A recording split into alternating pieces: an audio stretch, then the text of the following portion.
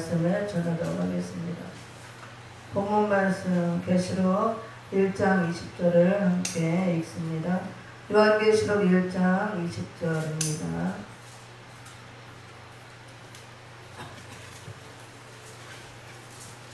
(1장 20절) 다같이 합독합니다. 시작. 내 본 것은 내 오른손에 7별의 비밀과 7 금촛대라. 7별은 7 교회의 사자요 7 촛대는 7 교회니라. 아멘. 오전에 계시록 1장 20절에 본문 말씀을 중심으로 별의 비밀에 대해서 말씀을 들었습니다. 그래서 첫 번째로 별의 비밀에서 붙어있는 별과 떨어진 별이 마지막 때에 나온다는 것이 비밀이라고 했어요. 갈린다고 그러죠. 주의 종들이. 마지막 때에는 주님의 오른손에 붙들려서 생명을 살리는 종으로, 또 그 다음에 떨어져서 변질되고 떨어져서 살리는 게 아니고 오히려 죽이는 종으로 갈라지는 것이 비밀이라고 그랬고, 그 별의 비밀에서 먼저 떨어진 별을 우리가 보았습니다. 첫 번째로 강과 물샘에 떨어진 별을 보았고, 이제 두 번째로 오늘은 별의 비밀, 떨어진 별.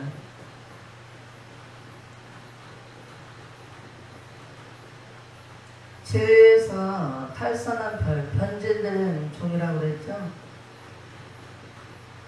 변질된 종. 첫 번째로 강과 물샘에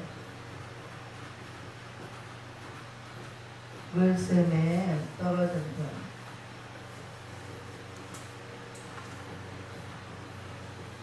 계시록 8장 10절 11절. 오전 시간에 이것을 쭉 공부했습니다. 그리고 이 시간에는 두 번째로 이게 어디에서 떨어졌나? 하늘에서 땅에 떨어집니다. 본문 말씀은 계시록 9장 1절 2절입니다.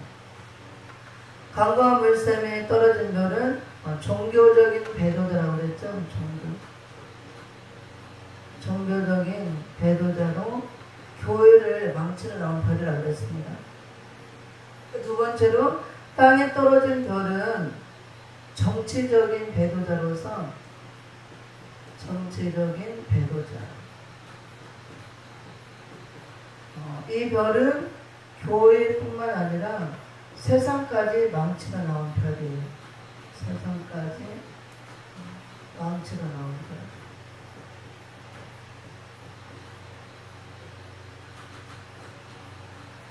강과 물샘에 떨어진 별은 쑥물을 내서 많은 사람을 죽게 한다고 그랬습니다. 그래서 오전 시간에 쑥과 쑥물에 대해서 쭉 말씀을 들었습니다. 그래서 쑥물은 한마디로 정의하면 비진리라고 그랬죠. 비진리. 그래서 예레미야 선지자는 거짓 선지들의 사악한 교훈이 쑥물이라고 그랬고, 여호와 하나님이 주시지 않은 말씀을 하나님이 주셨다 하면서 거짓으로 예언하고 거짓 몽사를 말한다고 그랬습니다. 그래서 그런 말을, 거짓된 걸 듣지 말라 하나님께서 말씀하고, 그런 거짓 선지자들은 불같은 여호와 하나님의 말씀으로, 방망이 같은 말씀으로 다 친다고 그랬어요. 그래서 마지막 때도 이런 거짓 선지자들이죠. 결국 떨어진 별들이 거짓 선지자로 전락을 하는 겁니다. 변질된 종이고 진리에서 탈선한 종이므로 진리를 전하지 못하고 성령의 역사가 없고 하나님의 은혜의 역사가 없는 종들이죠. 수명을 당한 종. 하지만 평균적으로는 우리가 알 수가 없다고 그랬습니다. 여전히 하나님의 종으로 행사하면서 사람을 살린다고 말씀을 전하고 있기 때문에 우리가 영적으로만 분별할 수 있다고 그랬고, 두 번째로는 이렇게 또 하늘에서 땅에 떨어진 별이 나와서 이 별은 정치적인 배도자로, 종교적인 배도자, 강과 물샘에 떨어진 별은 교회를 망치러 나왔지만 이 별은 교회뿐만 아니라 온 세상까지 망치러 나온 별이라고 할 수가 있습니다. 그럼 강과 물샘에 떨어진 별은 쑥물을 내서 대진리로 죽였지만, 땅에 떨어진 별은 무적에는 열고 흑암을 일으켜서 흑암으로 온 세상을 덮고 흑암으로 다 이렇게 죽이게 하는 겁니다. 망치고. 계시록 9장 1절 2절을 봅니다. 본문 말씀. 계시록 9장 1절 2절을 함께 읽어봅니다. 시작. 다섯째 천사가 나팔을 불매 내가 보니 하늘에서 땅에 떨어진 벌 하나가 있는데 저가 무적에게 열쇠를 받았더라. 저가 무적행을 여니 그 구멍에서 큰 풀무에 연기 같은 연기가 올라오매 해와 공기가 그 구멍의 연기로 인하여 어두워지며. 아멘. 그래서 계시록 9장 1절에 보니 다섯째 천사가 나팔을 불매 다섯째 나팔이 불어졌을 때에 어떤 일이 일어나느냐. 영적으로 하늘에서 땅에 떨어진 별 하나가 나와서 무적행의 열쇠를 받고 무적행을 연다 그랬습니다. 여기 이제 본문을 쭉 봅니다. 다섯째 나팔이 불려진 후 하늘에서 땅에 떨어진 별이 나온다고. 땅에 떨어진 별이 나와서 그냥 나오는 게 아니고 무적행의 열쇠를 받고 나온다고 했습니다. 무적행의 열쇠를 받아 무적행을 연다. 무적행을 연다고 했습니다. 그럼 오전에도 얘기했지만 별은 하늘에 붙어 있어야 제3형을 하고 별이라고 그랬죠. 강과 물샘에 떨어진 별도 떨어지니 이름을 쓰기라 그랬잖아요. 더 이상 별이 아니다. 그래서 여기도 땅에 지금 하늘에서 떨어졌다 그랬잖아요. 그럼 하늘에 별이 붙어 있을 때는 하나님께 속한 종으로, 말씀에 속한 종으로서 살리는 종으로 쓰임 받았지만 이미 떨어졌다는 것은 하나님과 영적 관계가 끊어졌다 그랬죠. 하늘에 속한 종이 아니라고 봅니다.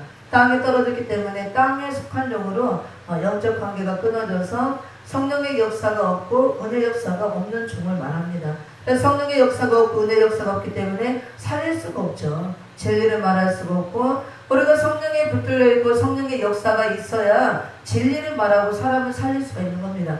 떨어져서 성령의 역사가 없기 때문에 은혜의 역사도 없고 진리를 말할 수가 없는 거예요. 그래서 비진리를 전하고 비진리로 많은 사람을 죽이는 종이 되는 것입니다. 그래서 결국은 떨어진 별들이 거짓 선지자로 전락을 하는 거예요. 그래서 마지막 때 이런 종들이 많이 나올 것을 예수님도 말씀하셨고 계시록 시대에서도 이렇게 떨어진 별로 나오는 걸 보여주고 이 말씀이 이루어지는 그런 시대에 우리가 살고 있다는 거예요. 그래서 많은 종들이 지금 떨어지고 있다는 걸 보여주고 있습니다.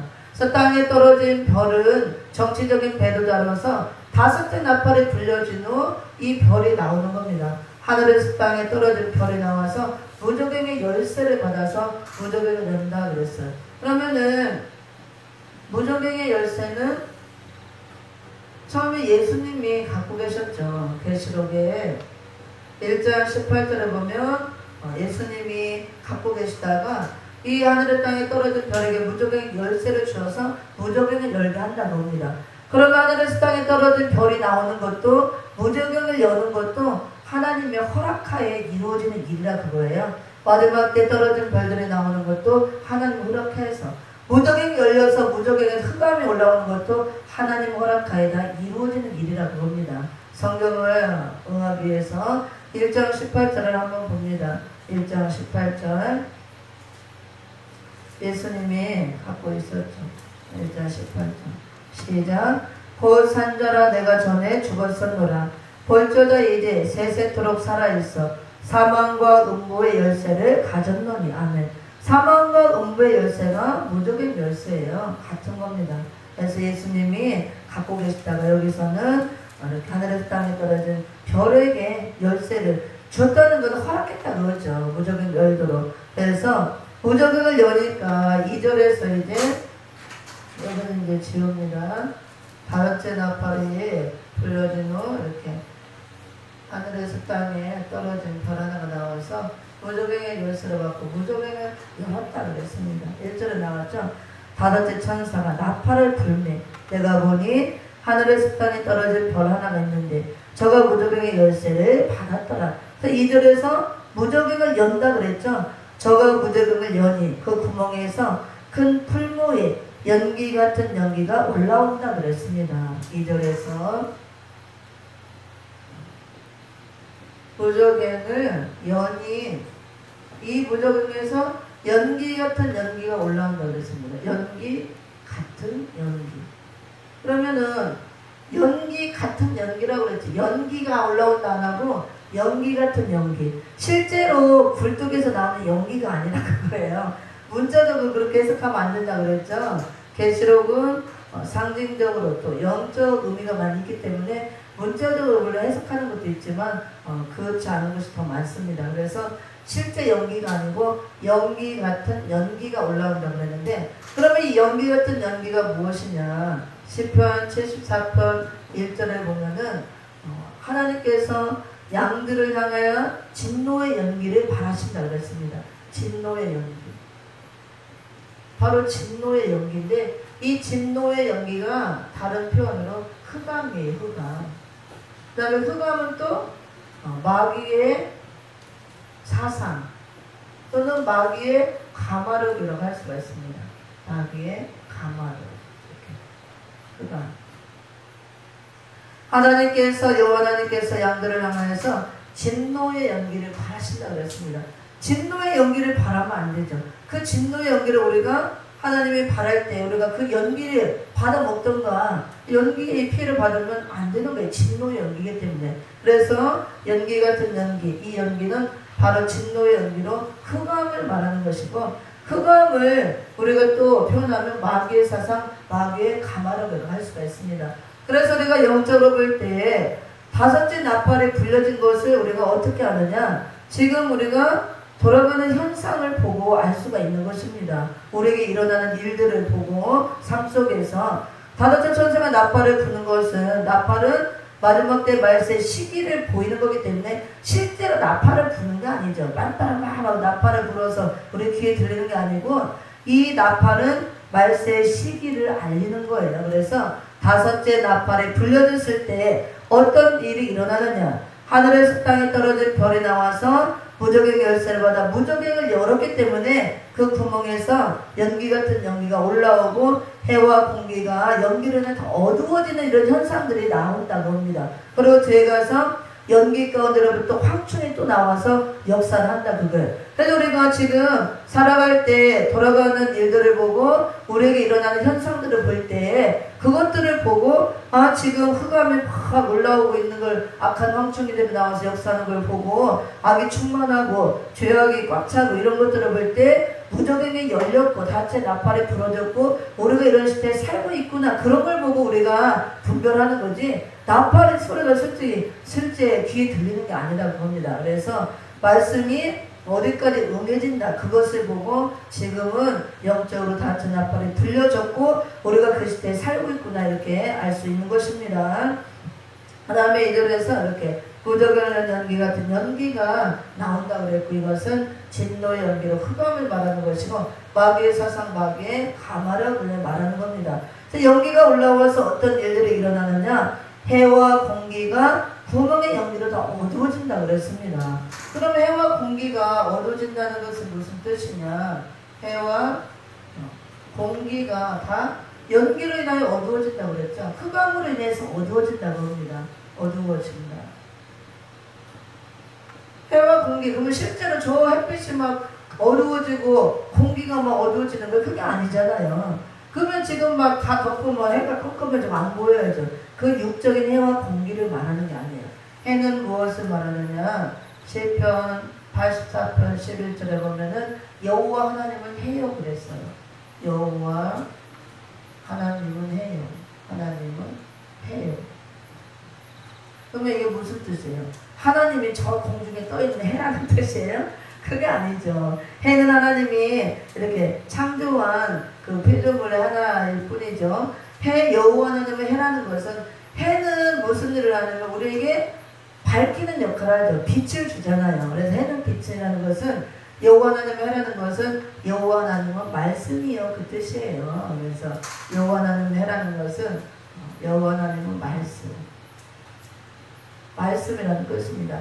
해 자체가 햇빛이잖아요. 그래서 성경에서 빛은 말씀을 말하기 때문에 여호와 하나님은 해요, 여호와 하나님은 말씀이라는 거. 그럼 여기서 해와 공기가 어두워졌다 그랬다는 것은 해가 지금 어두워진다는 것은 마지막 때에 햇빛 같은 신령한 말씀이 어두워진다 그걸 말하는 거예요.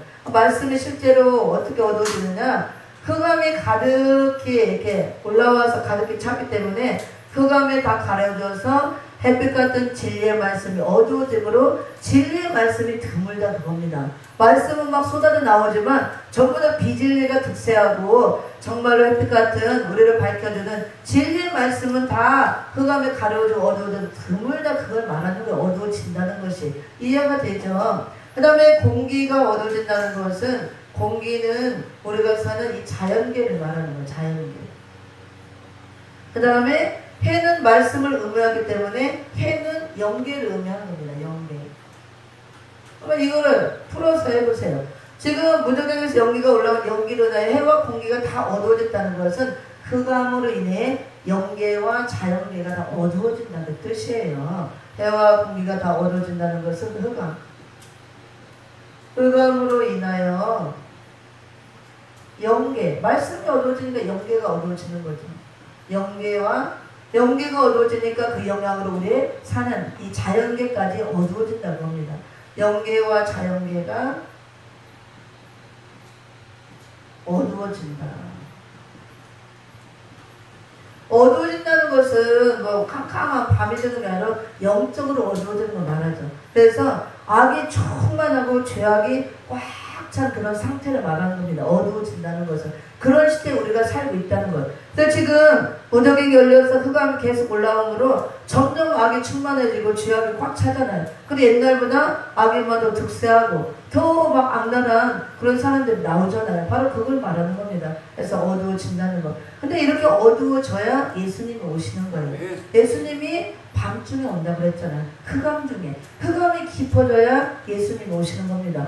왜 오셔 예수님이? 광명한 새벽별로 오셔서 흑암을 다 물리치고 이 그리스도 나라 천년왕국을 이루기 위해서 빛의 나라 천년왕국 세시대를 이루기 위해서 오잖아요. 예수님이 빛이잖아요. 빛. 그래서 광명한 새벽별로 오셔서 천년왕국을 이루시기 위해서 오시는데 흑암이 꽉 차야 이렇게 어두워져야 예수님이 빛으로 오셔서 다 밝히는 겁니다. 그래서 마태복음 25장 5절 6절을 보면 신랑 예수님이 올 때 밤중에 온다고 그랬어요. 근데 지금은 영적으로 볼 때 한 초저녁 정도 됐다고 볼 수가 있습니다. 점점 더 흑암이 무적에서 계속 올라오니까 흑암이 꽉 차서 더 어두워져야 되는 거예요. 더 흑암이 충만하고 악이 충만해져야 악한 세상이 돼야 예수님이 오신다. 근데 지금 어두워지고 있기 때문에 올 때가 또 다 됐다는 걸 보여주는 겁니다.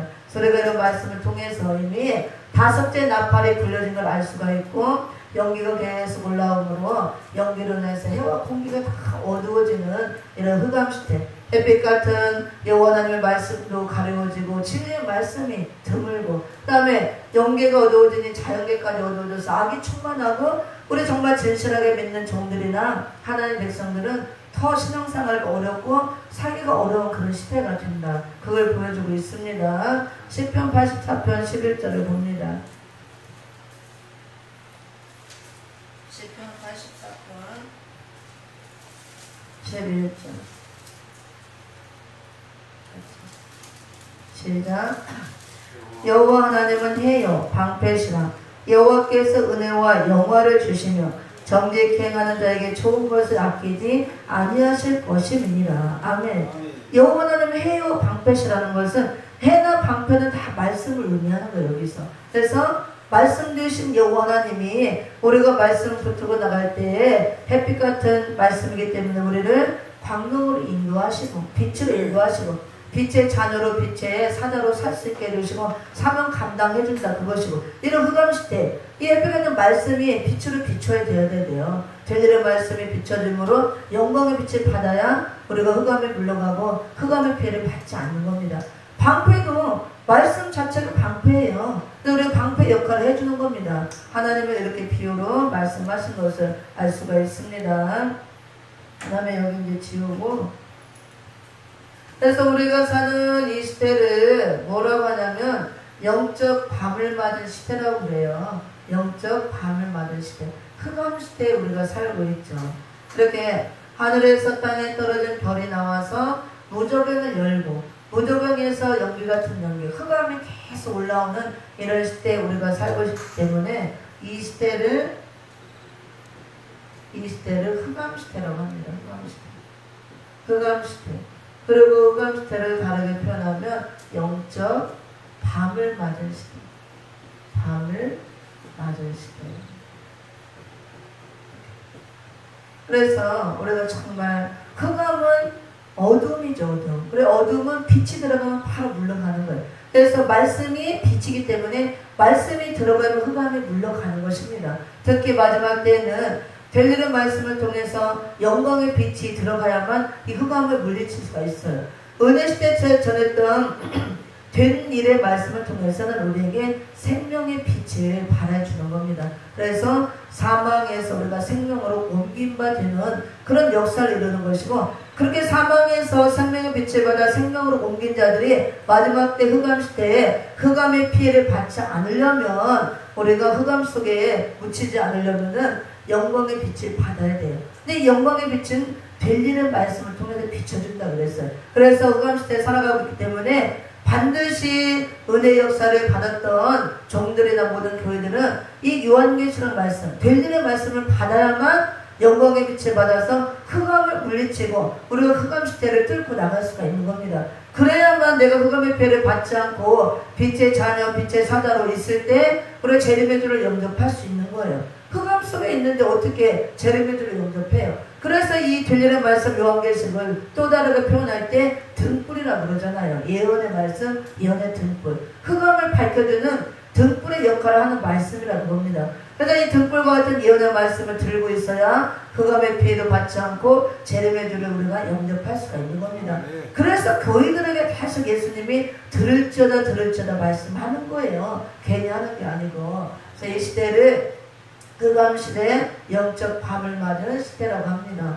그래서 흑암 시대에 이제 어떤 현상이 나타나느냐? 흑암 시대에 나타나는 현상. 현상들.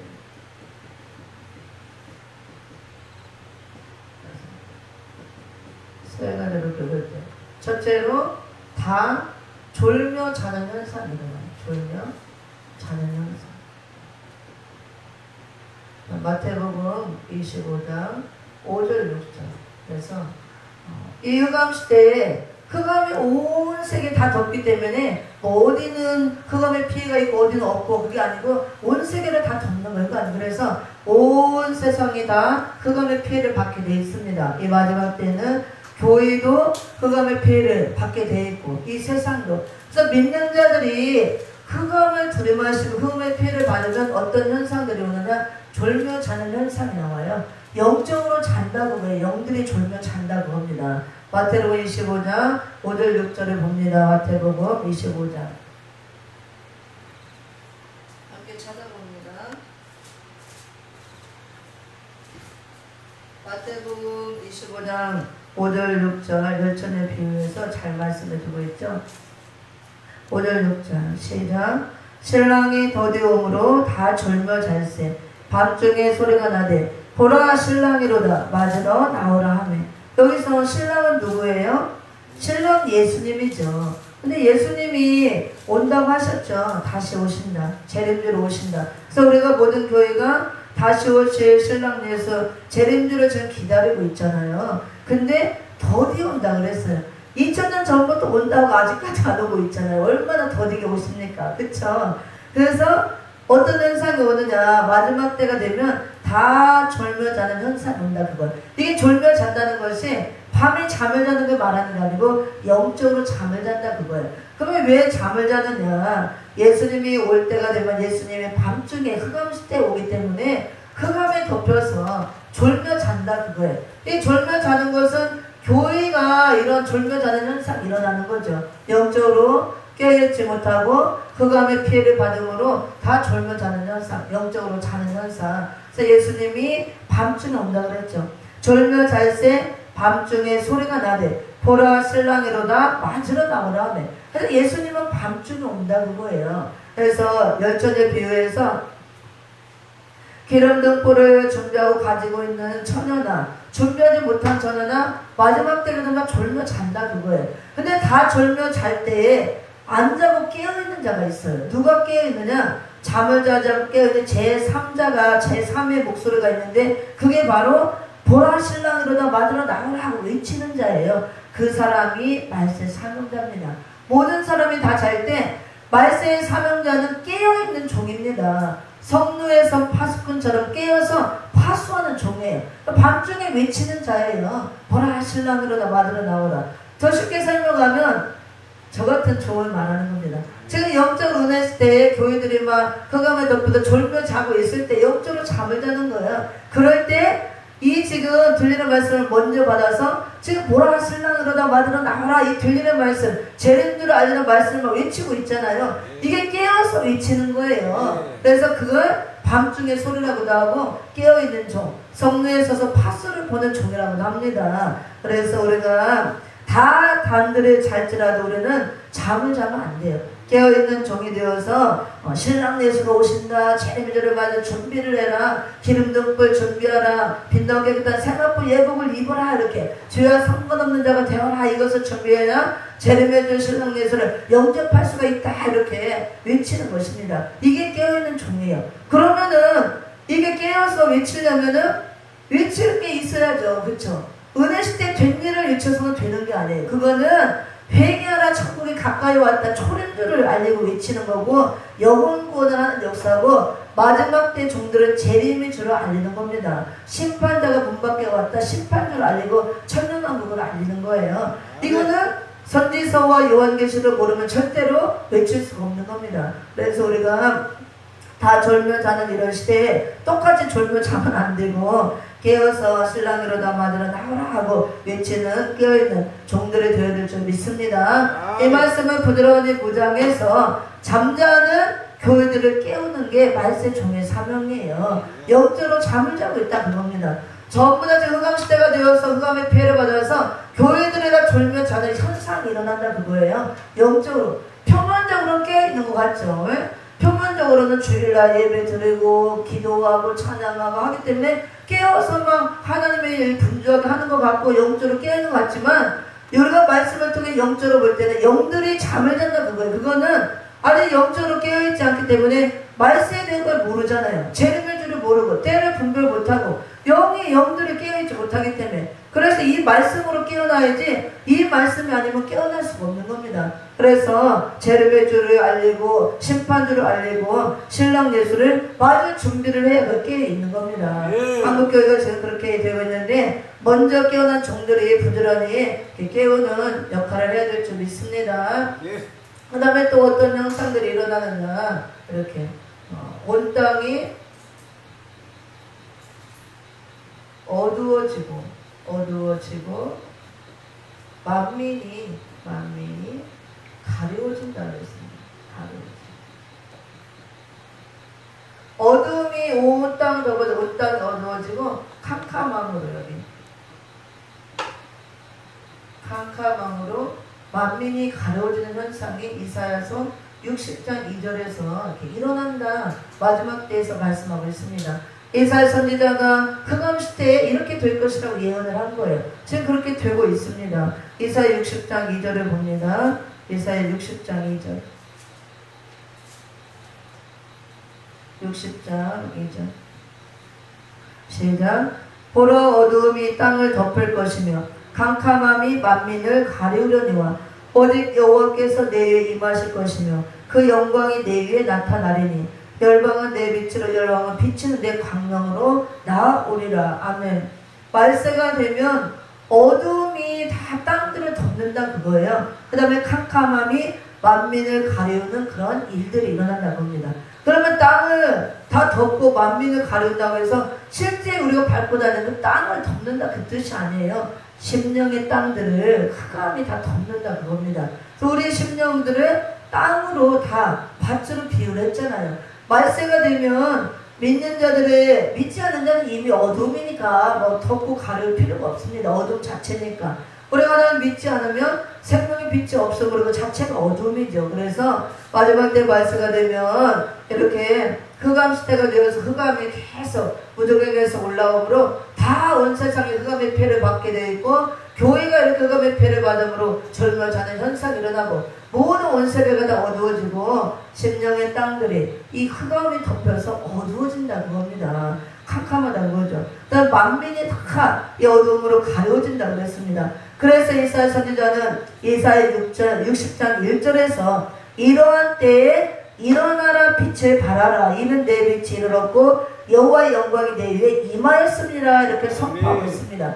그러니까 일어나라 빛을 발하라는 것은 우리가 자던 잠에서 깨어나서 일어나라, 앉아있던 자리에서 일어나라 그거예요. 포도주와 독주에 취한 것 같은 세상 연락에 취한 데서 깨어서 일어나라. 빛을 발하라는 것은 말씀의 빛을 발하라는 겁니다. 그러니까 들리는 말씀을 통해서 말씀의 빛을 발할 때 영광의 빛이 나간다 그거예요. 그래서 이 내 빛이 이르렀고 여호와의 영광이 내 위에 임하였음이니라. 마지막 때 흑암에 일어나서 모든 심령의 땅들이 어두워지고 캄캄함이 만민을 가르우는 그런 때가 올 때에 말씀의 빛을 가진 종들이 일어나서 빛을 발하여서 밝혀라 그거예요. 어둠에서 다 그들을 살려내라 그 말씀이죠. 이사야 60장 1절의 말씀은 말세의 사명자들에게 주시는 말씀이라고 할 수가 있습니다. 우리가 빛은 말씀이죠. 특히 들리는 말씀을 갖고 있어야 영광의 빛에 비춰져서 흑암 시대에 이 흑암을 물리쳐주고 많은 사람을 살릴 수 있다 그랬습니다. 우리가 말씀의 빛이 있으면 앞으로 사람들이 몰려오게 돼 있어요. 영적으로 눈을 뜬 자들은 살기 위해서 빛을 보고 찾아온다 그겁니다. 그런데 내가 컴컴해져 있고 어두워져 있는데 빛이 없으면 찾아오지 못하죠. 왜냐하면 마지막 때 흑암 시대에 다 이제 흑암에 덮여 있으니까, 그래도 영적으로 조금 눈을 뜬 자들은 살기 위해서 이 빛을 보고 찾아온다 그거예요. 말씀의 빛을 보고. 지금은 이제 시작하는 단계지만 점점 흑암이 깊어지고 어두워질수록 이 말씀의 빛이 있는 곳으로, 영광의 빛이 발해진 곳으로 사람들은 살기 위해서 빛을 보고 찾아오게 돼 있습니다. 그래서 우리가 이 빛을 갖고 있어야 돼요. 이 은혜 등불을 들고 있으면 일어나 빛을 발할 때 많은 사람들이 다 빛을 보고 살기 위해서 찾아올 줄 믿습니다. 흑암 시대에 나타나는 현상들에서 다 절며 자는 현상들이 일어나고 온 땅이 흑암에 덮여서 어두워지고 캄캄이 만민을 가르는 그런 시대가 된다는 것. 지금 그 시대가 이미 되었습니다. 그럴 때 우리가 들리는 말씀을 통해서 영광의 빛을 발해야 됩니다. 일어나 빛을 발해야 되고 보라 신랑으로다 맞으러 나오라 외치는 자들이 되는 줄 믿습니다. 그 다음에 세 번째로는 어떤 현상이 일어나면 분별력을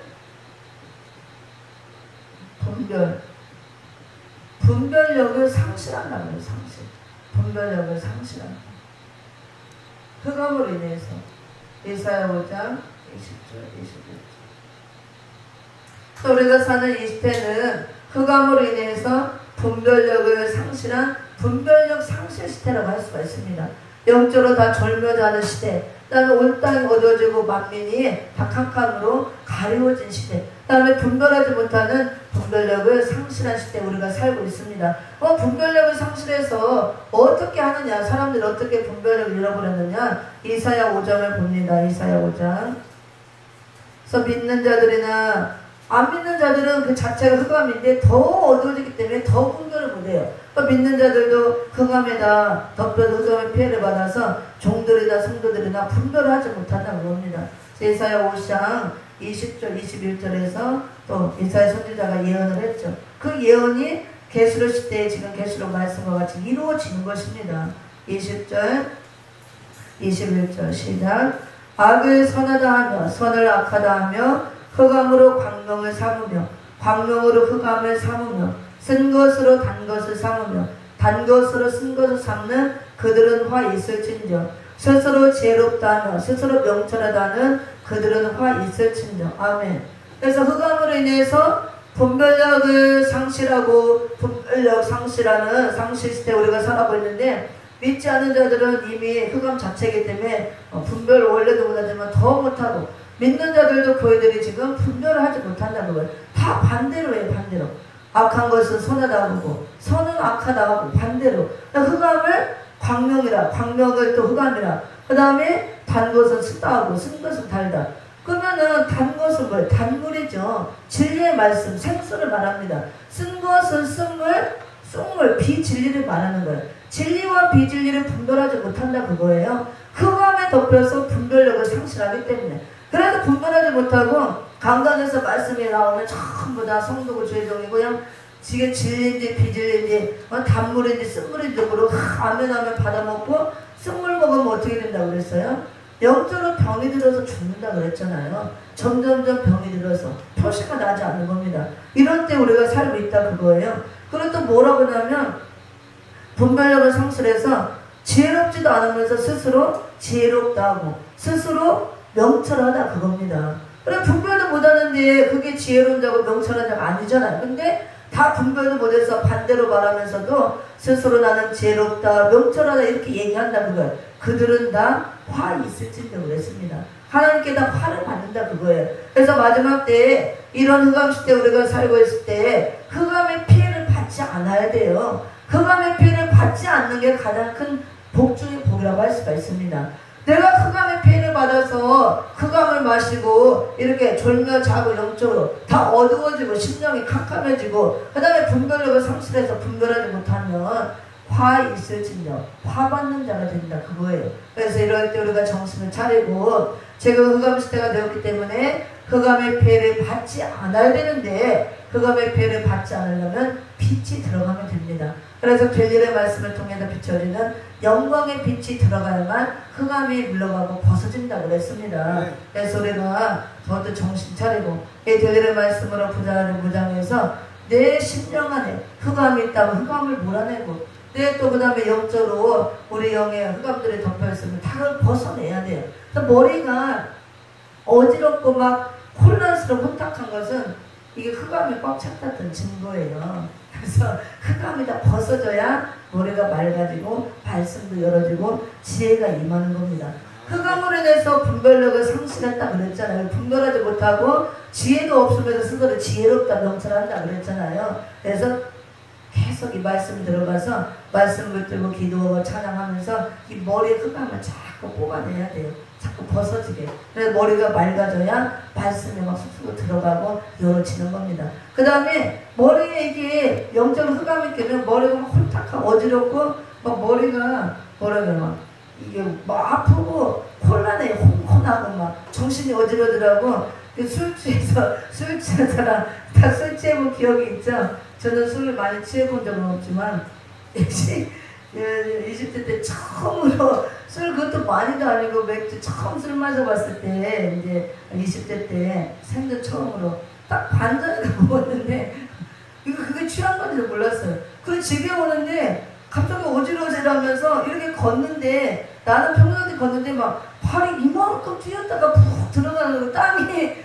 푹 올라갔다 푹 꺼지고 막 그러는 거예요. 그게 술 취한 걸 몰랐는데 나중에 알고 보니 그게 취한 거더라고. 그 처음 20대 초반에 친구들하고 치킨 먹어서 딱 맥주 한 반잔 먹은 게 처음 먹어본 경우야. 그래서 술 취한 게 이거구나. 조금은 압니다. 그래 정신이 어지러지라고 막 이게 나는 똑바로 걷는데 막 발이 이만큼 올라갔다 땅이 푹 올라갔다 꺼졌다 이거 발을 이렇게 높이 뛰는 거예요. 그런 거 있더라고. 그래서 취하는 게 이런 거구나. 그래서 정신이 어지러지라고 혼미하고 실제로 그래서 술 자체는 죄가 아니에요. 근데 잠언서나 이런 데 보면은 다 독주와 포도주를 금하라 그랬잖아요. 그 이유가 술에 취하면 이성이 마비되고 분별력을 잃어버려서 그로 인해서 죄로 연결이 되는 거예요. 분별력을 잃어버리고 이성이 마비되기 때문에. 그래서 독주와 포도주를 금하라 하는 겁니다. 술 자체가 죄가 있는 건 아니에요. 술로 인해서 죄로 연관이 되기 때문에 이성을 잃어버리고 분별력을 상실하기 때문에 이게 정신이 혼미해지고 마비가 되잖아요. 술김에 다 막 범죄하고 술김에 하잖아요. 그래서 술을 금하라 하는 겁니다. 술 사지 말라, 방탕하지 말라 하는 거예요. 죄로 연결이 되기 때문에. 죄 짓는 데를 보면 전부 다 술과 연관이 돼 있어요. 술을 먹다 보면 바로 음란으로 이루어지고 범죄가 다 이어지는 겁니다. 죄와 연관이 되기 때문에 절대로 우리는 하지 않지만 포도주와 독주 우리가 술에 취하면 안 되죠. 육적인 술에도 취하지 않으면 안 되지만 마지막 때는 독주와 포도에 취한 종들이 나오는데 세상 연락에 취해 있는 것을 그렇게 표현하는 겁니다. 그래서 우리가 그렇게 되면 흑암이 끼면 꼭 술에 취한 것 같이 정신이 몽롱하고 콩고나고 머리가 혼탁하다 그러고 혼란스럽고 그래서 빛이 들어가서 우리가 흑암을 다 몰아내야 되고 심령의 흑암이 되면 어떤 현상이 나면 가슴이 막 답답해요. 답답하고 막 이게 짜증이 자꾸 나오고 혈기가 막 올라옵니다. 왜 그러냐면 계시록 9장 이제 뒤에 보면은 이 흑암 속에서 연기 속에서 황충이가 나온다고 그랬거든요. 그럼 황충이는 악하고 독한 사람을 황충이라고 그랬잖아요. 사나운 인종을 황충이라고 그랬습니다. 악하고 독하고 사납기 때문에 확 혈기를 내고 남의 것을 강제로 막 노력질하고 빼앗는 자가 황충이라고 그랬습니다. 사람을 이렇게 비유한 거예요. 악하고 독한 사람. 연기가 들어가기 때문에 연기 속에서 나온다고 그랬잖아요. 그래서 내 속에 흑암이 끼면 어떤 현상이 일어나느냐, 자꾸 가슴이 답답하고 기쁨이 없어져요. 감사가 자꾸 없어지고 자꾸 짜증이 나고 자꾸 혈기가 나고 자꾸 원망 불평이 나고 자꾸 미워하게 나요. 다른 사람은. 그게 흑암이 끼었다는 증거예요. 그럼 빨리 이 흑암을 뽑아내야 돼요. 어떻게 뽑아내요? 빛이 들어가야 되죠. 말씀을 자꾸 읽고 듣고 말씀이 들어가게 하고 말씀 붙들고 막 기도해야 돼요. 찬양하고. 그럴 때 이것들이 뽑아지는 겁니다. 빛이 들어감으로. 그래서 그런 것을 알 수가 있고 황충이들은 우리가 믿지 않는 자들이 흑암의 피해를 받고 흑암을 마시면 악한 황충이 떼들이 되고 믿는 자들도 흑암을 들이마시면 일시적인 황충이가 될 수 있어요. 그래서 일시적인 황충이가 뭐냐? 혈기를 확 내면 일시적인 황충이가 되는 겁니다. 그래도 또 하나님 종들은 그 믿는 자들은 혈기를 팍 냈다가도 어떻게 해요? 또 깨닫고 회개하잖아요. 하나님 내가 참 잘못했습니다. 흑암이 확 들어가면 일시적으로 심령이 어두워지기 때문에 혈기가 확 나옵니다. 그러다 또 회개해요. 완전한 황충이 아니고. 그래서 그럴 때가 우리가 살고 있다는 거. 그래서 저도 영적인 일을 하는 사람이고 다 마찬가지죠. 영적으로 예민하기 때문에 금방 알아요. 이 흑암의 역사가 벌써 타고 들어오면 저부터도 가슴이 막 답답하고 막 괜히 아무것도 안 하고 가만히 있는데 속에서 올라와요.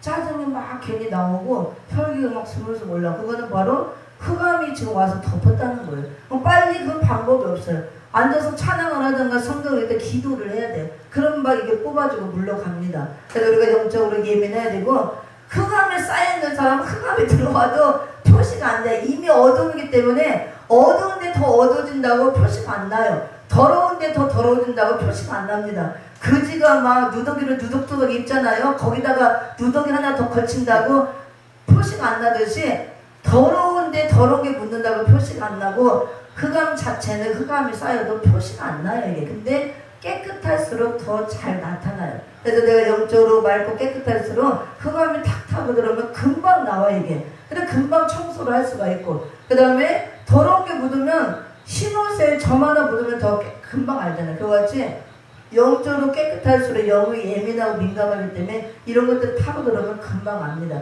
그래서 견디지 못해요. 이게 속에 막 들어오면 요동을 하고 성령과 부딪 역사를 하기 때문에 몸이 막 보내기가 힘들고 그래도 빨리 막 기도를 하는 겁니다. 근데 매일 기도하는 거죠. 찬양하고 말씀을 부르짖고 기도하고 방언으로 기도하고 그게 다 영적으로 흑암을 몰아내고 뽑아내고 청소하는 거예요. 청소. 그래야 그러면 흑암을 확 물러가고 벗어지면 마음이 편해지고 기쁨이 오는 겁니다. 그래서 영적으로 우리가 예민해야 되고 분별해서 자기 영적 관리를 잘 해야 돼요. 그래서 이렇게 예민하기 때문에 누가 흑암을 확 싹 오면은 금방 파장이 그 사람이 여기 안 들어오고 벌써 저 입구만 와도 파장이 와 이렇게. 누가 온다 하고 그 사람이 저기 버스 때문에도 그 파장이 벌써 막 오는 거예요. 막 답답하고 막 아주 견딜 수가 없고 막 그런 사람 오면은 저도 신기하게 막 그 사람이 갖고 있는 성경책 이거 책장만 만져도 그냥 확 덮여오고 그렇게 좀 예민한 편이에요. 그 사람이 갖고 있는 볼펜이나 물건을 만져도 그게 영적으로 확 와요 그게. 그래서 힘들죠. 근데 이제 그 사람도 불쌍하잖아요. 그걸 모르잖아요 본인은. 우리는 또 그런 사명이니까 기도해 주는 거죠. 그 사람을 위해서 이렇게 기도해주고 이렇게 해주고 막 전에 제가 교회할 때 파킨슨병 환자가 있었어요. 이게 파킨슨병 알죠? 그걸 하나님이 그 환자를 붙여줘서 1년을 데리고 그 사람을 막 치료하고 이걸 시키는데 너무 힘들었어요. 그냥 두 사람을 붙여줘서 한 사람은 파킨병 한 사람은 남자 호래비 안전히 막 영적 그런 데 붙여갖고 1년을 데리고 기도와 실험하고 그렇게 그 사람이 막 어디 가도 이거 못 고치니까 하나님 붙여줘도 제 자랑이 아니고 막 2시간 걸리는데도 손을 막 손 떨고 다리를 떨면서 살려고 오는 거예요. 이렇게 지하철 타고 매일 같이 붙들고 막 기도하고 그러면서 1년을 말씀 다른 거 안 해요. 그냥 같이 찬양하고 기도하고 말씀 넣어주는 거 그거밖에 없어요. 근데 1년 있을 때 이제 100% 완치 났지만 거의 90% 이상 치료가 되고 그 사람이 그 파킨슨병보다 영적으로 살아난 거예요. 영적으로 자기가 회개하고 깨닫고 막 이게 왜 왔나 그걸 회개하고 기도해서 다 살아나고 치료받고 나중에 너무 감사해요. 목사님 하나님이 살린 거죠. 근데 저도 목사님 때문에 살았습니다. 막 그렇게 너무너무 나는 힘들었지만 참 감사하고 그래서 그분이 1년 있다가 이제 딸이 데리고 살았는데 딸이 시집가서 지방으로 가는 바람에 모시고 가서 그 딸 옆에 이제 그 교회에서 하는 그런 이제 요양소 같은데 거기 들어가서 지금 계시는데 지금도 한 번씩 막 전화가 와요. 목사님 보고 싶어요. 잘 있어요. 송목사 한번 오세요. 막 이렇게 막 그리워서 제가 기도해주고 이렇게 하는데 근데 그분이 오면은 이게 저기서부터 오면 그렇게 막 파장을 힘든 거예요. 그리고 노트에다 손을 두두두두 떨면서도 성경을 써요. 이렇게 성경 쓰라고 해서 이렇게 떠는 거를 한 장 쓰려면 몇 시간이 걸려요. 사실 그래도 쓰는 거예요. 그래서 찬양하고 기도하고 말씀 듣고 성경 읽으면서 그게 치료가 되더라고. 파킨슨병이 하나님은 못 고치는 병이 없는 거예요. 영적으로 온 질병이거든. 그거는. 그래서 그 사람의 성경 쓴 노트를 갖고 보는데 노트만 만져도 막 그게 확 와서 얼마나 힘들고 어지러운지 얼마나 뜻을 강한지 우리 같이 기도하는 어떤 여자 목사님이 영적으로 약한데 옆에 앉아있다 푹 쓰러졌어요. 그냥 밥 먹는데 영이 약하니까 워낙 세니 그냥 앉아있다가 팍 쓰러져가지고 들어가서 1시간 동안 누워있었다니까 영반장이 강하니까. 그래서 영적인 이런 것들을 우리가 알아야 돼요. 그래서 영적인 걸 분별하고 가장 중요한 게 자기 영적 상태를 먼저 분별해야 돼요. 내 영적 상태가 어떤가 분별을 해야 사는 겁니다. 그래서 분별을 해서 내 영적 상태가 이렇구나 분별하고 그걸 인정하고 시인을 해야 돼요. 그리고 하나님께 내놓고 인정하고 시인하고 기도를 해야 치료가 되지 그거를 분별을 못하니까 치료가 안 되고 분별했어도 인정을 안 하면 인정 안 하는 사람이 너무 많아요. 그게 왜 자존심이 있어도 인정 안 하면 절대로 치료가 안 돼요. 그건 부끄러운 게 아닙니다.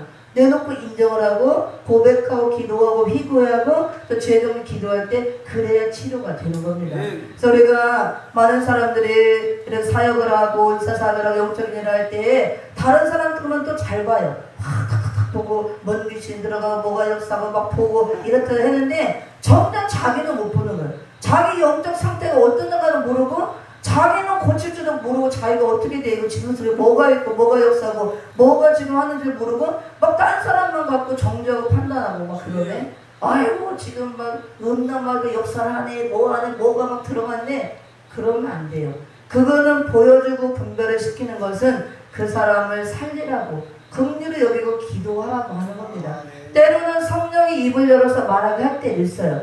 성령이 입을 열어서 말하게 하고 알게 하지 않는 한은 얘기하면 안 되는 거예요. 그거는 다 영적인 또 그 사람들 성령도 인격적인 분이기 때문에 막 이렇게 하면 안 된다 그겁니다. 그러니까 기도해주면 되고 입을 열어서 말하게 할 때가 있어요. 그 사람을 치유하고 또 어떻게 하기 위해서 그럴 때는 얘기를 떼줘야 돼요. 그리고 그거보다도 더 영계가 한참 높은 것은 자기를 볼 줄 아는 게 영계가 더 높은 거예요. 자기의 영적 상태, 내 믿음의 상태, 내 속에 지금 무엇이 있고 역사는 그걸 보는 게 더 차원이 높은 거예요. 그래서 자기부터 치료하고 자기부터 문제가 되고 그런 다른 사람을 살려야지 자기는 막 엄청나게 지금 큰 강하게 막 사로잡고 들어있고 있는데 자기는 모르고 막 자기는 막 신령한 척 거룩한데 막 다른 사람만 지옥 가고 하면 안 된다는 겁니다.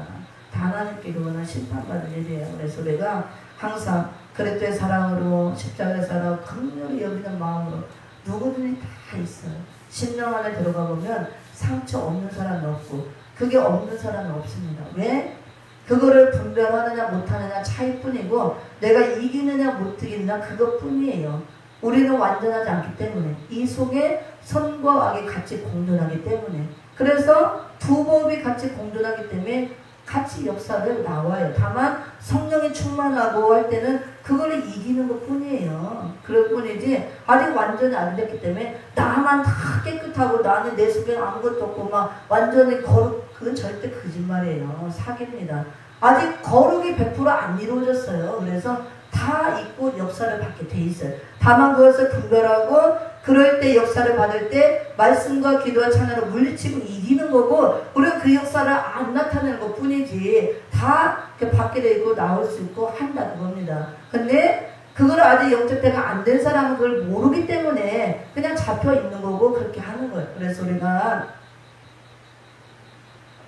잠깐 다른 말을 한 것 같지만 이것도 필요하고 들을 자가 있기 때문에 성령의 감동으로 다 주시는 겁니다. 그래서 이렇게 흑암이 가득한 흑암 시대 우리가 살고 있고 흑암의 역사를 인해서 영적으로 졸면 자는 현상들이 일어나고 또 온 땅이 다 어두워지고 만민이 다 가려워지고 분별력을 상실한 이런 시대에 살고 있습니다. 그래서 내가 흑암의 피해를 받지 않는 게 가장 큰 복 중의 복이에요. 심령의 흑암에 끼었을 때에 일시적인 황충해가 될 수가 있고 가슴 답답하고 기쁨이 없어지고 평강이 없어지고 많이는 다 그 빼앗아 가는 거예요. 흑암으로 덮어서 감사를 못하게 하고 짜증나게 하고 원망 불평하게 하고 부정적인 말을 하게 하고 그리고 다 짜증나고 혈기 나게 하고 미워하게 하고 깨트리고 부수는 역사예요. 그래서 이런 것들을 다 몰아내고 저는 이 말씀을 증거하고 이렇게 하기 때문에 그 역사를 더 많이 받아요. 사단의 공격을 안 받는 게 아니고 다만 받지만 내가 분별하고 물리치고 이기는 것 뿐이에요. 그 다른 사람 분별하지 못하고 그거를 분별 못하니까 잡히는 것 뿐이고 그 차이지 안 받는 게 아닙니다. 그래서 날마다 기도하고 하는 거죠. 우리가 흑암의 피해를 받지 않도록 해야 되고 또 계시록 9장으로 넘어옵니다. 9장 계시록 9장 봅니다.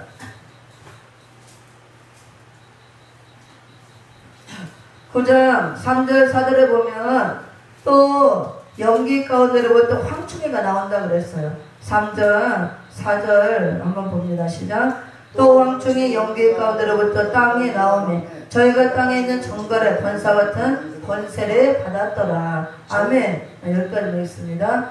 그래서 다섯째 나팔이 들려졌을 때에 하늘에서 땅에 떨어질 별이 나와서 무저갱이 열쇠를 받아 무저갱이 열무로 무저갱에서 연기 같은 연기 흑암이 계속 올라와서 햇빛 같은 진리의 말씀도 가려워지고 그 다음에 연계나 자연계가 다 가려워져서 그런 시대 바로 흑암 시대에 우리가 살고 있고 영적 밤을 맞은 시대에 살고 있으며 흑암 시대에 나 교회나 세상이나 피해를 받는 시대에 살고 있다고 합니다. 피해를 다 받음으로 흑암 시대에 나타나는 현상들이 교회들이 피해를 받음으로 영적으로 잠을 자는 현상이 일어나고 심령의 땅들이 어두워지고 다 믿지 않는 자나 믿는 자나 분별력을 상실한 이런 시대에 살고 있다는 것. 그래서 우리가 흑암의 피해를 받지 않도록 저희들의 말씀을 받아서 원광의 빛이 들어와야 되고 흑암을 몰아내야 돼요. 우리 심령 안에 있는 흑암, 어둠을 몰아내고 내가 빛으로 나와야 되고 이 머릿속에 있는 흑암들을 다 뽑아내고 그래서 머리가 맑아지고 정신이 온전하게 되는 거죠. 머리가 공간하고 혼미하고 이런 것들이 다 흑암이 벗어짐으로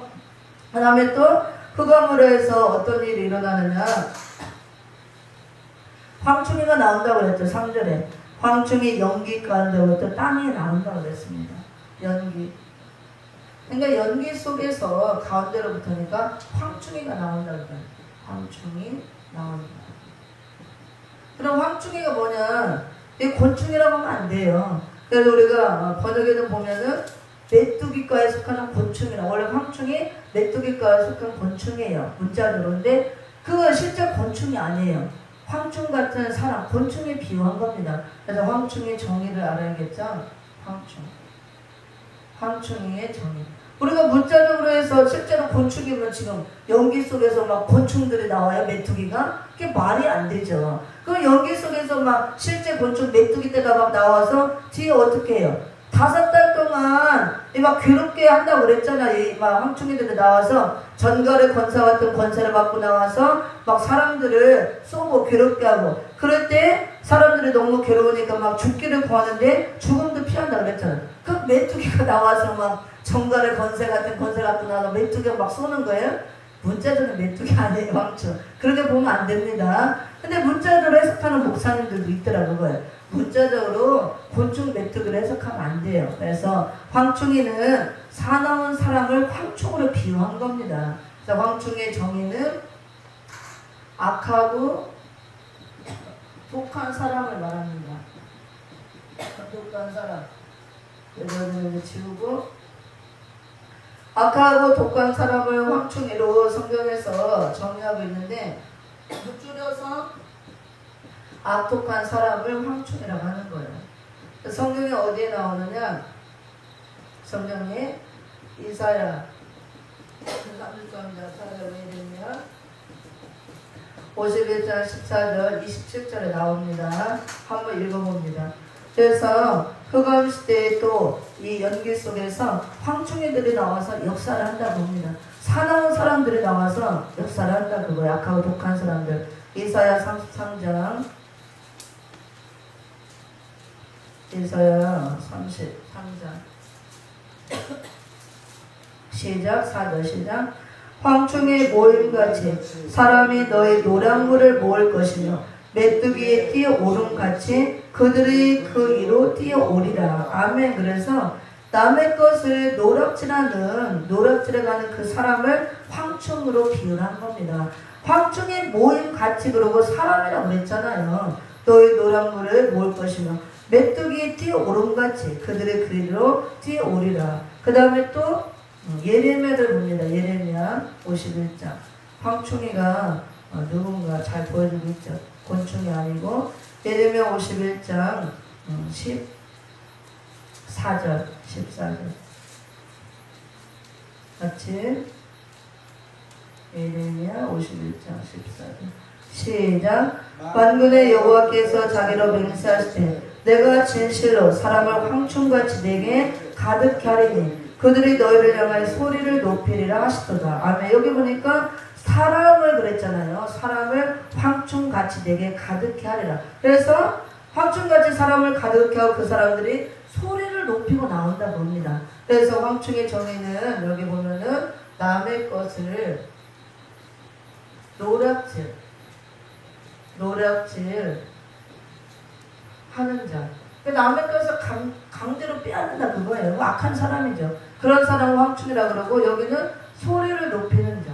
소리를, 악을 쓰고 소리를 높인다 그거예요. 소리를 높이는 자. 별일 아닌데도 악을 쓰고 소리를 높이고, 이런 사람들을 악하고 사나운 자, 악독한 사람을 황충이라고 합니다. 27절도 봅니다. 27절. 예레미야 51장 27절 시작. 땅이 길을 세우며 열방 중에 나팔을 불어서 열국을 예비시켜 그를 치며 아르락과 민네와 아스메나스 나라를 불러 모아 그를 치며 대장을 세우고 그를 치되 사나운 황충같이 그 말들을 몰아오게 하라. 아멘. 그 말들을 몰아오는 것이, 메뚜기가 말을 타고 몰아와요? 사람이죠, 사람. 그래, 사람을 사나운 황충같이 막 이렇게 말들을 타고 몰려와서 다 이렇게 치고 노략질한다 그겁니다. 그래서 여기서 사나운 황충같이 그랬잖아요. 사나운 사람을 황충이로 비유한 겁니다. 27절에서는 사나운 사람, 황충같이. 그래서 황충이는 곤충 메뚜기가 아니고, 문자적으로 해석하면 곤충 메뚜기지만 그 메뚜기가 아니고 이렇게 악하고 독한 사람, 악독한 사람을 황충이라고 하는 거예요. 남의 것을 노략질하고 나오는 자, 악을 쓰고 소리를 높이고 나오는 자, 사나운 황충 같은 사람을 말합니다. 그런데 왜 사나워지냐? 오늘 계시록 9장에서 보니까 연기 속에서 황충이가 나온다 그래. 이 연기가 흑암이잖아요. 흑암을 타고 황충이가 나온다고 합니다. 그래서 흑암은 마귀의 가마력, 마귀의 사상이라고 그랬잖아요. 그러니까 황충이 떼들은 연기 속에서, 흑암 속에서 나오기 때문에 마귀의 사상을 갖고 마귀의 가마력을 받고 나온다고 합니다. 우리는 성령의 가마력을 받아야 되죠. 그쵸? 말씀의 감동 가마력을 받아야 되고, 그 다음에 우리가 말씀 사상으로 했을 때는 순교 사상과 마지막 때는 백만 사상을 갖고 나와야 되는데 그게 아니에요. 황충이들은 연기 속에서 마귀의 사상, 마귀의 가마를, 그래서 하나님의 종들이 아니죠. 마귀들이라고 봅니다. 쉽게 얘기하면. 황충이들은 마귀의 가마락을 받은 자들로, 쉽게 하면 다 마귀떼들이에요. 마귀떼들. 그래서 마귀 같은 짓을 하는 거죠. 악하고 독한 그런 사나운 사람들을 말합니다. 근데 계시록 시대에 와서 강과 이렇게 하늘의 땅에 떨어진 별이 무적에 걸고 흑암이 올라오는 이런 시대에 황충이가 흑암을 타고 나온다고 봅니다. 우리가 이를 사는 이 시대에 지금 황충이 때들이 이미 나와서 역사하는 시대에 살고 있습니다. 그럼 어떻게 알 수 있느냐? 아까 다섯째 나팔이 불려진 것이 일어나는 현상들을 보고 알 수 있다고 그랬죠? 우리가 원래 창세기부터 악천자들은 있었지만 지금 몇십 년 전보다, 몇 년 전보다 이렇게 매스컴이 되는 걸 보면은 악이 더 강해졌죠. 막 악이 더 득세하고 충만해지고, 악한 사람은 항상 있지만 더 막 악랄한 사람들이 나오잖아요. 그리고 막 죄를 짓는 것도 너무 끔찍하게 져요. 그래서 우리나라 봐도 막 이 어린아이, 막 갓난 아이들까지도 막 자기 자식까지도 성추행을 하고, 그 다음에 막 부모가 자식을 막 서슴없이 죽이고, 말할 수가 없잖아요. 완전히 죽여도 막 끔찍하게 토막 살인 사건을 하고, 그리고 뭐 엊그제도 나왔던 막 과천의 살인 사건, 막 이게 봤어요? 그거 뉴스에? 과천에 얼마 안 됐어요. 살인 사건, 그 어린이 대공원 과천, 거기서 살인 사건이 나가지고 몇십 년 만에 처음 났다고 신문에 나오고 막 뉴스 나왔는데, 이게 사람을 죽여가지고 다 토막토막 내갖고 묻지도 않고 갖다 풀 속에 막 버린 거, 이렇게 목 따로 팔 따로 다리 막 죽여서 잘라갖고 이렇게 버리고, 그게 이제 한 열흘 돼서 막 썩는 냄새가 나니까 지나가다 신고를 해서 왔더니 그렇게 된 거예요. 이게 너무 끔찍하죠. 이게 상상이 날 수 있는 거야? 얼마나 끔찍해요. 옛날에는 그래도 양심이 조금 있나 토막내서 안매장이라도 했지, 이제만 갖다 버리는 거야 이렇게. 그래서 자기 자식을 죽여서 토막토막 내서 봉다리에다 싸갖고 냉동실에 올려놓고 부모는 통닭시켜 먹고, 그런 시대 이게 상상이 날 수 있냐고요. 옛날에도 이런 악한 데도 있었지만 이렇게 악하지는 않았어요. 점점 갈수록 악이 더 득사하고 더 막 악랄해지는 거예요. 너무 무서울 정도죠. 이게 다 황충이들이 나와서 역사하는 걸 보여주는 겁니다. 흑암 시대 흑암이 꽉 차서 악이 더 충만해지고 전부 다 마귀의 가마라고 하는 황충이 때들이 되게 황충이지 정상적인 사람이냐고, 이게 말로 표현할 수가 없죠. 이런 시대에 우리가 살고 있다는 거예요. 그래서 우리가 사는 이런 시대는 가장 큰 복이, 우리가 뭐 건강도 물론 해야 되고 물질도 있고 다 하지만 흑암 시대 흑암의 피해를 받지 않는 거, 황충이들이 나와 역사할 때 황충에게 쏘이지 않는 거, 황충의 피해를 받지 않는 게 큰 복이에요.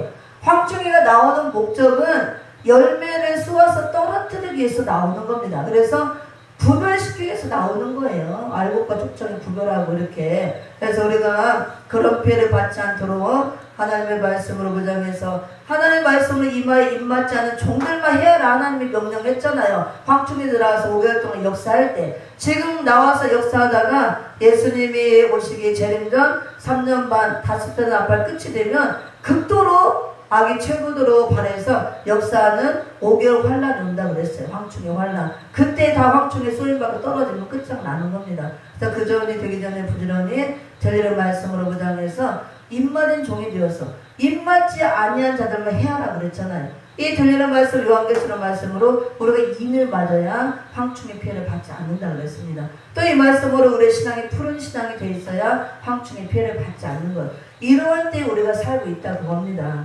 그래서 오늘 떨어진 별을 보고 있는데, 먼저로 떨어진 별 세 종류로, 강과 물샘에 떨어진 별들이 나와서 쑥물로 많은 사람을 죽이고, 그리고 또 두 번째로 하늘에서 땅에 떨어진 별이 나와서 무저격은 열고 흑암을 일으켜서 흑암으로 다 죽이는 거예요.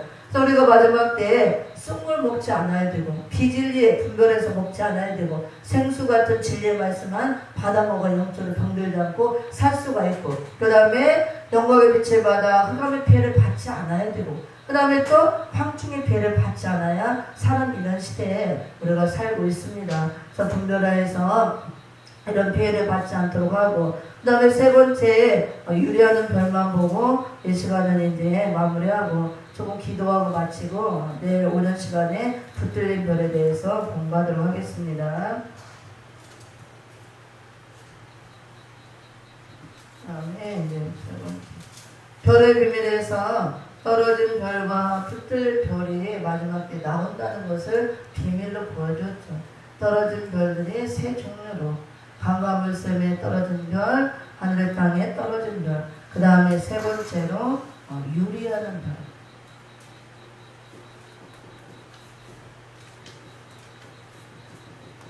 유다서 1장 13절. 유리하는 별은 거품으로 죽인다고 했어요. 거품을 내서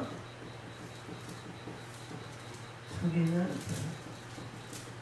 별. 거품은 무엇이냐? 거품은 말 그대로 허영과 허상과 거품 이런 것들, 허영과 허상과 거품, 허세 이런 것들의 거품. 그래서 거품은 한마디로 말하면 비진리를 말하는 거예요. 비진리. 거품 말 그대로 거품이잖아요. 뭐 애들 비누 거품 갖고 놀고 있는 거 통 터지면 아무것도 없잖아요. 그래서 거품을 우리가 영적으로 풀을 때 허영, 허상, 허풍 이런 게 사로잡히는 종. 그래서 진리가 없는 종을 말하는 겁니다. 그래서 이런 것들은 다 비진리를 말하는데 거품을 해서 죽이는 별은 진리가 없는 종. 진리가 없는 종을 말하는 거예요.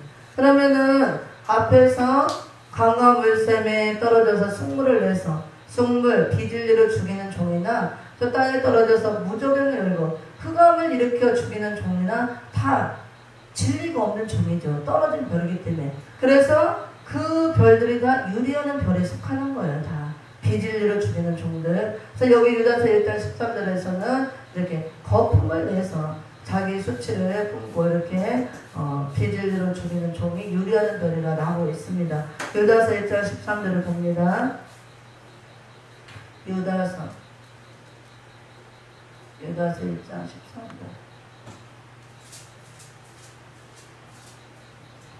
여기까지만 기도하실 때는 1절 13절 시작.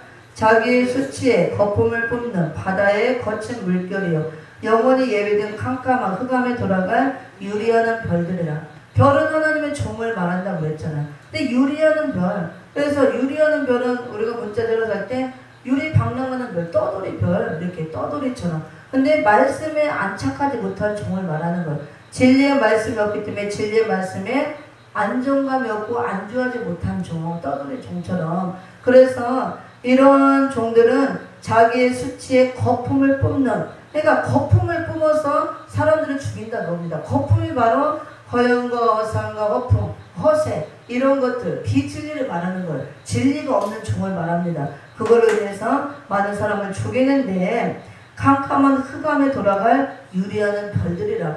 결국은 캄캄한 흑암에 돌아간다는 것이 장차 하나님의 심판의 대상이 되어서 멸망받고 불못에 들어간다. 그걸 말하는 거예요. 그러면은 이 거품을 뿜는 유리하는 별들이 누구를 말하느냐? 거짓 선지자를 말하는 거예요. 앞절을 연결해서 읽어봅니다. 앞절을 연결해서 11절부터 읽어봅니다. 이 거품 뿜는 종들이 그 거짓 선지자라는 거. 11절부터 시작.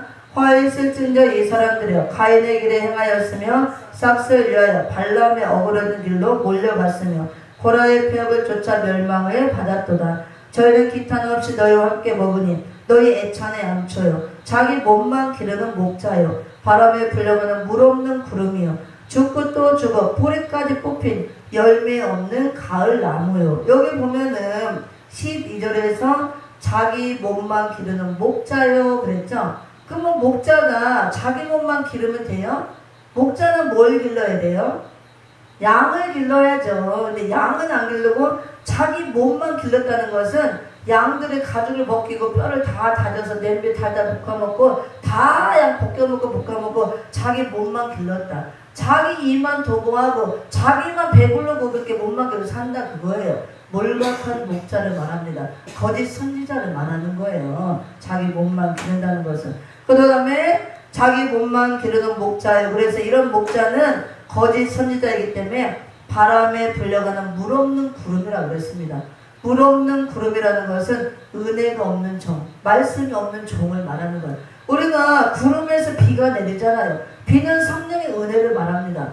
그러면은 물을 내려야 은혜를 내려야 되는데 물 없는 구름이 때문에 말씀이 없고 은혜가 없는 종을 말하는 게 성령의 역사가 없고, 그럼 오늘 오전에 공부했듯이 떨어진 별은 진리에서 탈선하고 하나님과 영적 관계가 끊어졌기 때문에 성령의 역사가 없다고 그랬잖아요. 은혜의 역사가 없고 거짓 선지자예요. 그래서 떨어진 별들이 변질될 정도로 결국은 거짓 선지자로 전락한다고 그랬습니다.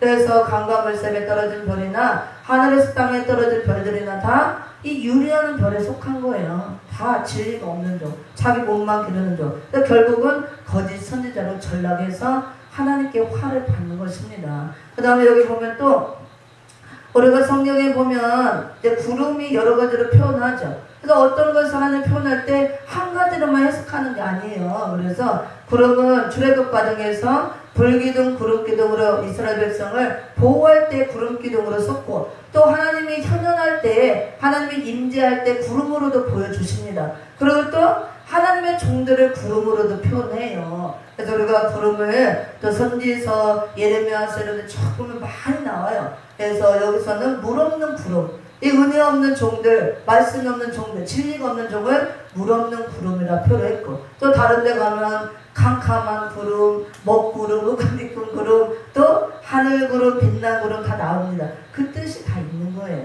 그래서 우리 마지막 때 구름은 그냥 평범한 종을 말하고 구름 중에 빛난 구름이 돼야 돼요. 그건 나중에 시간에 있으면 해고 거기다 나오죠. 빛난 구름이 어디 나오냐면 마태복음 그 17절 변화산 사건에서 다 나옵니다. 그래서 의미가 있고 하나님의 종들을 또 구름으로 이렇게 표현하게 됐는데, 여기서는 이렇게 자기 몸만 기르는 목자, 이런 거짓 선지자들을 물 없는 구름이라 표현했습니다. 또 그럼 뭐라고 표현하냐면, 물이 없으니까 말로 죽을 수밖에 없죠. 은혜 역사가 없으니까. 그래서 은혜 역사가 없으니까 자기도 죽고 다른 사람도 죽이는 거예요. 죽고 또 죽어 뿌리까지 완전히 뽑힌다 그래. 그리고 열매 없는 가을나무라고 표현해요. 이 거짓 선지자들을, 유리하는 별을. 그러면 가을나무는 열매를 내야 되는 겁니다. 이게 물이 없고 은혜 역사가 없으니까 뿌리까지 다 말로 비틀어 자기 뿌리까지 뽑혀버리고 열매가 없다 그거야. 그러면 성경에서 열매가 없으면 어떻게 한다고 그랬어요? 도끼가 나무 불에 놓였으니 열매가 없으면 찍어서 불에 던진다 그랬잖아요. 그게 뭐야? 어떻게 열매가 없으니까 찍어서 불에 던지는 게, 그게 심판받아 불못에 들어가는 거죠. 그게 캄캄한 흑암에 들어가는 거예요. 하나의 심판을 받는다고 합니다. 거짓 선지자는 반드시 하나의 심판을 받고, 예수님 오셔서 이렇게 심판할 때 짐승과 거짓 선지자 1순위에 잡혀서 불못에 들어가잖아요. 계시록 19장 20절에 보면. 그래서 유리하는 별은 바로 거품을 내서 죽이는 별, 진리가 없는 종을 말하는데 비진리로 죽이는 종, 이런 종들을 다 자기 몸만 기르는 목자라고 표현하고, 바람에 불려가는 물 없는 구름이요, 또 죽고 또 죽어 뿌리까지 뽑힌 열매 없는 가을 나무요, 자기 수치의 거품을 뿜고 그 다음에 영영이 얘 믿음 캄캄함에 돌아갈 유리하는 별들이야 그랬어요. 그리고 이들을 앞들에서는 뭐 했냐면은 화 있을진저 그랬잖아. 화 있을진저. 화 받는 게 뭐예요 이게? 흑암에 다 들어가는 게 화를 받는 거죠. 그리고 이 사람들이요 가인의 길에 행하였으면, 그러면 참종 진리의 종이 가인의 길에 행해요? 가인의 길에는 가인이 갔던 길로 간다는 것인데, 가인은 어떤 자입니까? 최초의 살인자로 하나님의 저주를 받았잖아요. 근데 가인의 길에 행하는 것이 참 선지자가 아니죠. 가인의 길에 행하였으며 싹셀리아의 발람에 어그러진 길로 몰려갔다 그랬습니다. 발람이 누굽니까? 물질에 미친 선지자잖아요. 물질 따라간 종. 거짓 선지자는 다 발람과 같다 그겁니다. 이렇게 물질에 미친 종. 물질에 미쳤으니까 발람과 같이 자기 몸만 기르는 거예요. 전부 다. 양들을 기르는 게 아니고. 그 다음에 고라의 폐역을 쫓아 멸망을 받았더라. 고라가 또 누구예요? 이게 모세를 대적하고 나와서 다 멸망을 받았잖아요. 하나님이 고라당을 땅을 갈라서 다 멸망시켰잖아요. 이거는 참 선지자가 가는 길이 아닙니다. 그래서 여기서 유리하는 거는 거짓 선지자를 말하는 거예요. 그 다음에 하나만 찾아보고 마칩니다. 자기 몸만 기르는 목자라고 그랬죠. 이사야서 56장에서 나와요. 자기 몸만 기르는 목자가 누군가 정확히 나옵니다. 거짓 선지자들을 말하는데, 이사야 56장 10절부터 12절을 봅니다. 아주 여기 정확하게 보여줬죠. 10절부터 12절 같이 시작. 이사야 56장 10절부터 12절 시작. 그 파수꾼들은 소경이요 다 무지하며 벙어리 개라 능히 짓지 못하며 다 꿈꾸는 자요 누운 자요 잠자기를 좋아하는 자니 이 개들은 탐욕이 심하여 족한 줄을 알지 못하는 자요 그들은 몰각한 목자들이라 다 자기 길로 돌이키며 어디 있는 자이든지 자기 이만 도모하며 배차 이르기를 오라 내가 포도주를 가져오리라 우리가 독주를 잔뜩 먹자 내일도 오늘같이 또 크게 넘치리라 하느니라. 아멘. 여기서 몰각한 목자들이 나오는데 이게 다 거짓 선지자를 의미합니다. 떨어진 별들. 근데 몰각한 목자들이라 그러니까 자기 길로 돌이키며 어디 있든지 어디 있는 자이든지 자기 이만 도모한다 그랬잖아. 자기 이익만 챙긴다. 그게 자기 몸만 기르는 목자와 똑같은 겁니다. 자기 이만 도모하고 자기 몸만 기르는 거. 유다에서 나오는 자기 몸만 기르는 목자나 여기 나오는 자기 이만 도모하는 목자나 다 같은 거예요. 다 떨어진 별들로 거짓 선지자들을 말합니다. 그래서 여기서 선지자들은 주의 종들은 파수꾼의 사명을 해야 되잖아요. 외쳐야 되는데 다 소경이 되어서 눈을 감고 있어서 파수꾼 일을 제대로 못 보는 거예요. 영적 소경이 되어서. 또 무지하고 벙어리 개라 능히 짓지 못한다. 하나님 종이 짓지 못하는 벙어리 개가 되면 안 됩니다. 짓지 못하는 것은 말씀을 못 외친다 그거예요. 우리가 마지막 때는 되리는 말씀을 무장해서 되리는 말씀을 외쳐야지 이 말씀을 못 외치면 다 벙어리 개가 되는 거예요. 이제 시대적인 말씀을 못 외치면 감당해서 할 말을 못하면 사람 눈치 보고 그게 다 벙어리 개가 되는 겁니다. 그래서 마지막 때에 이렇게 변절된 종들 하나님의 진리가 없기 때문에 다 벙어리가 돼서 진리의 말씀 외치지 못한다 그겁니다. 그 다음에 다 능히 짓지 못하며 꿈꾸는 자여 누운 자여 잠자기를 좋아하는 자니 영적 잠을 자겠죠. 또 개들이라 그랬죠. 하나님이 개들이라 주의 종들 개들 분명히 몰각한 목자잖아요. 실제 개가 아니고. 그래서 몰각한 목자 변절된 종 떨어진 종들을 하나님이 종 취급도 안 하는 거예요. 이미 너희들은 탐욕심한 개라 그거예요. 그러니까 자기 몸만 이해하고 자기 몸만 기른다고 합니다. 그 다음에 개들은 탐욕이 심하여 족한 줄을 알지 못하는다. 그들은 몰각한 지각하다 깨닫지 못한다는 거예요. 하나님의 말씀을. 몰각한 목자들이라 다 자기 길로 돌이키며 어디에 있는 자에게 자기 이만 도모하며 그래서 독주와 포도주에 잔뜩 취한 것 같이 오늘도 먹고 취하다 내일도 또 먹고 취하다 세상 연락에 취해있다 그겁니다. 그래서 말세가 되면 이런 종들이 나올 것을 이사야 선지자가 예언했던 것처럼 그런 종들이 지금 나오는 시대에 선지서 말씀이 계시록에 와서 이루어지잖아요. 그래서 성취된 때 우리가 살고 있습니다. 그래서 성취되는 것이 떨어진 별로 성취가 되는 거예요. 강과 물샘에 떨어진 별, 하늘의 땅에 떨어진 별, 유리하는 별로 다 이렇게 성취가 되는 겁니다. 그들은 다 하나님의 심판의 대상이 되는 거예요. 거짓 선지자는 전락하기 때문에. 떨어지는 동기는 계시록 12장 3절 4절에 보면 용의 꼬리에 맞아 떨어진다고 그랬어요. 하늘별 3분의 1이 사단의 역사에 맞아 우르르 막 떨어진다 그거예요. 우리가 정신 차려야 되고 그러면은 하나님께서 이런 떨어진 별들을 이렇게 탐욕이 심하게 족한을 하지는 못한 개들이라 그랬죠.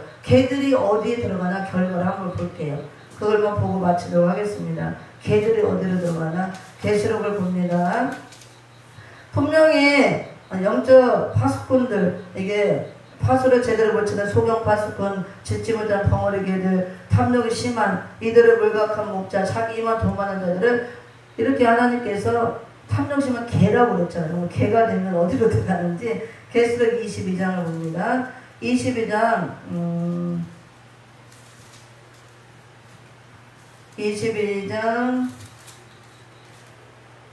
뒤에 가서 15절을 봅니다. 15절 같이 시작. 개들과 15절 22장 15절 같이 찾아보세요. 시작.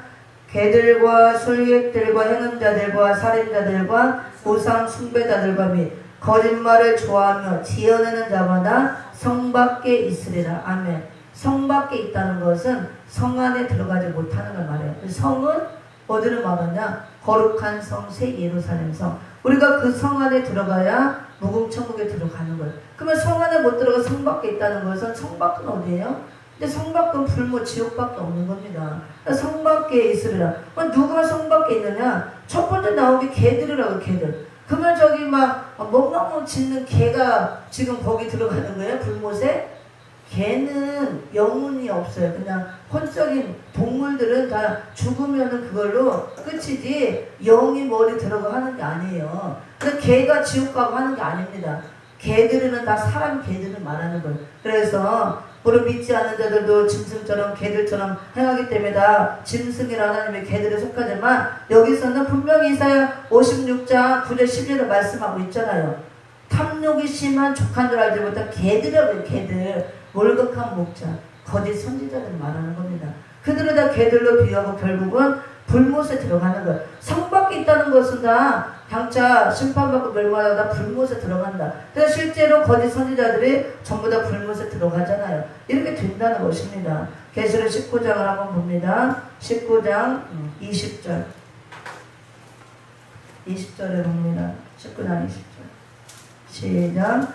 짐승이 잡히고 그 앞에서 이적을 행하던 거짓 선지자도 함께 잡혔으니 이는 짐승의 표를 받고 그의 우상에게 경배하던 자들을 이적으로 미혹하던 자라. 이들이 산채로 유황불 붙는 못에 던지오고. 아멘. 거짓 선지자가 산채로 짐승과 함께 예수님이 심판할 때 아마겟돈 전쟁에 승리함으로 짐승과 거짓 선지자를 잡아서 1순위로 산채로 불못에 던진다 그랬잖아. 이 짐승은 사람 짐승이죠. 계시록 13장 1절에 나오는 무슬림 공산주의 세력, 공산주의 짐승을 말합니다. 이 짐승과 거짓 선지자가 이 앞에서 계시록 13장 같은 시대를 이루잖아요. 근데 이 거짓 선지자들이 짐승의 앞잡이 노릇 하며 13장 시대 때 짐승의 우상을 만들어 놓고 절하게 하고 경배시키고 이마 오른손에 짐승의 표 666표를 받게 하는 장본이에요. 그래서 예수님이 심판을 받아 1순위로 불못에 던져지는 겁니다. 그래서 계시록 22장 아까 15절에 나왔잖아요. 개들도 다 성 밖에 있다. 왜 불못에 들어간다. 이사야 56장 탐욕이 심한 개들이라 물각한 목자들을 이렇게 말했잖아요. 그래서 우리가 마지막 때 떨어지는 별들이 떨어지는 동기가